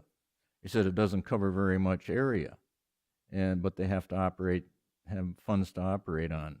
Well, that farmer up there, if 30 mills, if they got to go to the max, that's $30 an acre taxes just for the watershed. That is not going to fly. They're going to have to figure out some other things. So that consumed a lot of time, but it's something that we really need to watch as it takes place. But then we had a special guest, and it was extremely interesting, and Chief Justice Dave Gilbertson came and visited with us. And he talked about the alcohol drug court. Marty, I'm sure you're familiar with it. I won't go into great detail, but they talk about vast majority of the people we've got incarcerated are there because of either drugs or alcohol. And the goal of the drug court is to get those people in the workforce and some rehabilitation rather than the cost of incarcerating them. And it typically costs about $25,000 to keep somebody incarcerated. In the 2-year program, it costs about $7,000 to $10,000 to get these people involved in it. And there's a lot of strict restrictions, and Abby, I'm sure you're familiar with them. You got to be employed. There's a whole lot of restrictions along with it. But the communities they've got it in right now, they got about a 70% graduation rate, which is pretty good given the circumstance these people come from. So he was here kind of talking about it, and they're looking to expand it hopefully in other communities, and Brookings was one of the communities they were looking at. But, people sometimes get concerned, but you got dealers, sex offenders, those people are excluded. They don't qualify. But so having the Chief Justice of the Supreme Court present to us and visit with us and ask questions, and we talked about little bits and pieces of other topics too. So that was very informative and well worth the meeting. That was the only meeting that I had, and so at this time, Chair would entertain a motion to go into executive session for personnel reasons. And for the public and anyone else here present or viewing us, the only thing that's going to happen after the executive session is the chair will adjourn the meeting. So, moved by Falcon. No, second. I guess before we go into executive session, I just had a question. Last meeting of the year, the 30th, and we'll be doing the contingencies and finalizing. That's just kind of a cleanup thing for it. And we had talked about this, and I guess I still don't know exactly on these appointments for these boards. And I know that Ryan was at the last hospital board meeting, but being that appointment is up January 1st, I know that they were really wanting to try to get their appointment on our agenda. And I don't know if that's the new board that's going to come forward with that after the first of the year. I don't remember. We talked a lot of different ways about that. We'll be presenting all of the applications to you for those appointments. I think they're due, I want to say maybe next Monday or Tuesday when we advertise for applicants. And so they will be on anybody who starts January 1. Those appointments will be made at the next meeting, December 30th. Okay, so they will be done appointed before by the first of the year. By this board for the next year. Yes. Okay. Just Yep. wanted to make sure we didn't fall between the cracks there, because there's on some of those boards, it's pretty critical that they are actually appointed on the day, because they may have a meeting and take actions and do things. And I think that hospital board, with the stuff they've got going on, they're very concerned that their appointee is appointed And before they expire. We'll do that. Yep, we'll do that December 30th, and then we'll notify all of those folks yet that day who their appointee is, and then we do have it on our calendars to move up this process. So Good. in subsequent years, we'll do it in probably even November. I know I've asked that question about 3 times, but anyway. Good comment, Commissioner. Any other comments from board members? Well, just want to notify everyone present that there will be no action taken once we come out of executive other than to adjourn the meeting. So moved. Moved by Falcon, second by Krogman. Call the roll. Krogman. Miller. Aye. Falcon. Aye. Wyseth. Aye. Larson. Aye. Motion carried. Sure. Good morning, Laura.